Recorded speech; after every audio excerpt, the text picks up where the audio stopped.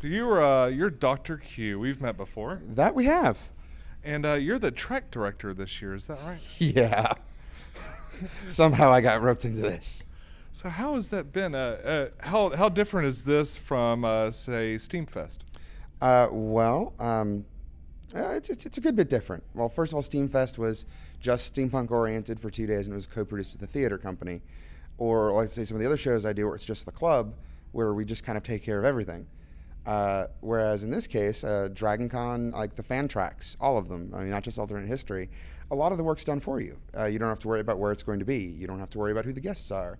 You don't have to worry about really anything other than making sure you have content in your rooms, or room, depending on the track.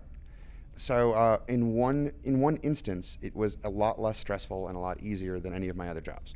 However, a lot of that is because of the team we put together. Because honestly, I'm not a very avid reader, so I made sure I had staff members that were incredibly well read. I am not that up to date with all the most current and popular culture, so I made sure I had folks that were. And so once I got the team together and we sat down and started talking about everything that should be on there, it all kind of happened very, very organically. And the best part of it was that, I mean, I know the thing that's great about like steampunk and alternate history is the community. And so I just kicked it open to everybody else, say, what panels do you want to see? And as many of them that suggested that we could fit in, we fit in, to the point where we were running 2 track rooms, running full content for 4 days. So Did you mostly get these ideas and the different things from Facebook and Twitter, that sort of thing?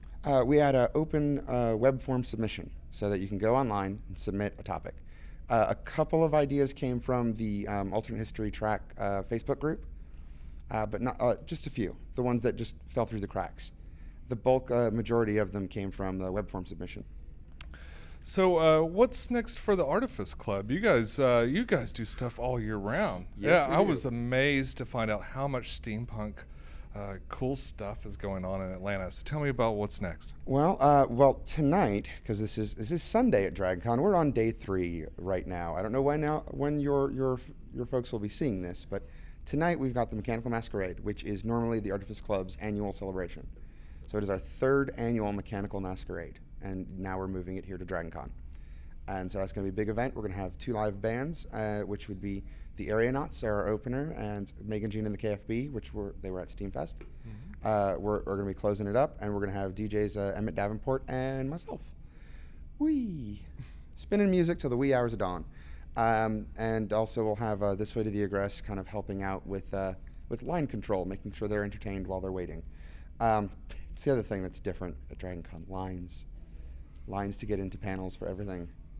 And lots of very hot weather as you wait outside in your. But we're from Atlanta. We're kind of used to that. Those visitors, though, I'm sorry, it's humid here. It's just a thing.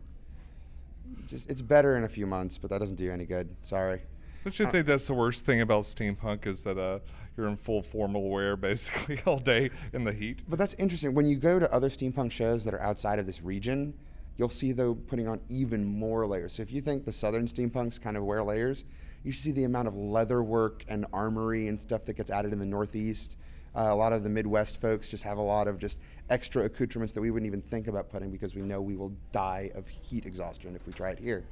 I was trying to convince the wife we should go to TeslaCon just because it's going to be really cold. TeslaCon is amazing. It's a great show. But speaking of cold, the other thing that the club is doing, though, is in December, when it's nice and cool, we're going to be doing the Imperial Secret Society Speakeasy.